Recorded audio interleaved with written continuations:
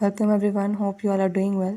In this video, I will show how to on-off keyboard sound on Nubia Z60s or Z60 Ultra. Before starting this video, please press the bell icon or do subscribe this channel. Let's start our video without wasting any time.